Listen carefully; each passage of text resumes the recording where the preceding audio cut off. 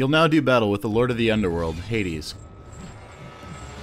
Your first task is to keep your soul using L1 and R1.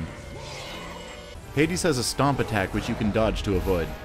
When he uses his claws, he only attacks in front of him, so if you stay to the side or behind him, you should be safe. Occasionally, he'll latch onto the roof and drop, creating a shockwave. Jump over this to avoid damage.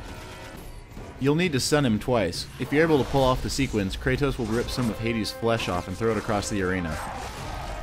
Now destroy this piece of him before he's able to get it back.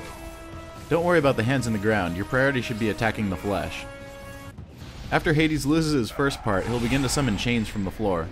Back up and look for the safe space to reveal itself in the back of the room or on the sides. You'll need to move quickly. Another move he gains is summoning one chain from the ground at a time. Simply keep on the move to avoid this one. Hades can also summon Cerberus to attack you. They'll shoot forward, so try to dodge to one side as they come at you. They should dissipate quickly. Once you rip off and destroy two sections of Hades' flesh, stun him to enter a new section of the fight. Here, when he throws a claw at you, dodge to the side to avoid being hurt. Dodging backwards won't save you, but it'll help you gain more ground and stay away from the pit in the middle.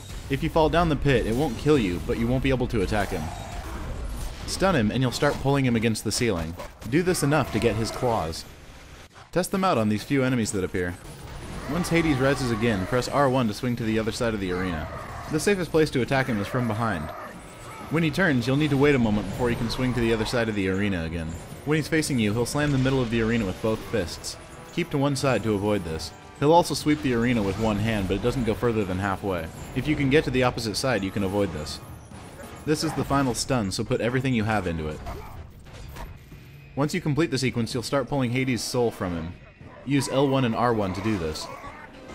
If successful, Hades will fall into the river Styx, defeated, and the fight will be over. Save if you want, and then go all the way to the right side of the platform. Now jump in the river and swim to the bottom to find Hades' helm. After you grab this, continue on. The current will carry you where you need to go, just dive and swim through the openings. Surface when you can't go any further. You'll get to try out your newest magic spell, summoning souls, on these enemies. You have infinite magic here, so give it a whirl. Continue down the river Styx until your next opening, and then surface. Pull this switch and go to the gate it opened to be back at Hephaestus.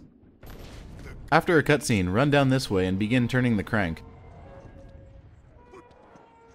These statues will begin to attack you and will bring in some other enemies as well. If you didn't get it beforehand, there will be a chest alternating green and blue just after this room. When the enemies are dead, turn the crank to move the opening straight forward. You'll be in familiar territory, but a portal will now be opened. Kill all the enemies in your path and go through the portal to finally escape Hades.